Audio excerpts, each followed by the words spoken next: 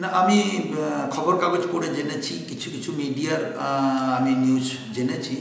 গতকাল জেলা সভাপতি শিশির অধিকারী চণ্ডীপুরে যে মন্তব্য করেছেন দলীয় সভায়, এটা অত্যন্ত দুর্ভাগ্যজনক যে জেলার তিনি সেই দলেরই সভাপতি, তাই তিনি আজকের দলের দুর্নীতির কথা বলছেন। তিনি এই কথা বলে দলের ভাবমূর্তি নষ্ট করেছেন।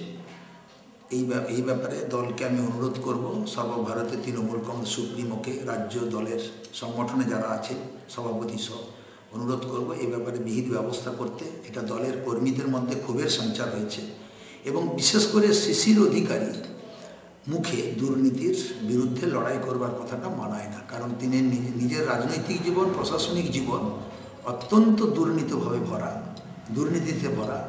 কারণ এর আগে শহীদ মাতঙ্গিনী ব্লকে ভাইস চেয়ারম্যান বিভাস করকে তিনি রাজনৈতিক হিংসা চরিতার্থ করতে এবং তিনি বিভাস কর দুর্নীতির বিরুদ্ধে বলেছিলেন বলে পঞ্চায়েত সমিতিতে তাকে সরিয়ে দিয়েছেন। এর থেকে প্রমাণ হয় শিশির অধিকারী প্রত্যক্ষ মদত করছে দুর্নীতিকে, তাই তার মুখে দুর্নীতির বিরুদ্ধে লড়াই করবার কথা মানায় না। উনি এই ধরনের মন্তব্য তৃণমূলের দলে থেকে তৃণমূলের এগেইনস্টে কেন করছেন, আপনার কি মনে হচ্ছে? আমার মনে হয় যে তিনি দলের সভাপতি হিসাবে দলের ভাবমূর্তি নষ্ট করছেন।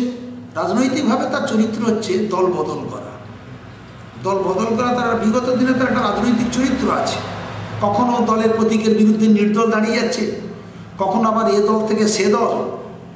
তার কারণে আমার মনে হয় যে এই দলেরকে ছোট করে দেওয়ার, দলের ভাবমূর্তি নষ্ট করে দিয়ে রাজনৈতিক একটা হিংসা চরিতার্থ করবার তিনি চেষ্টা করছেন।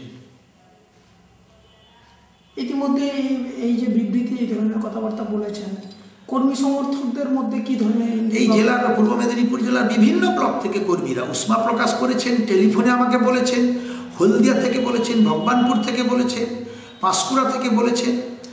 তাই আজকের বিভিন্নভাবে কর্মীরা আজকে ক্ষোভে ফেটে পড়ছে।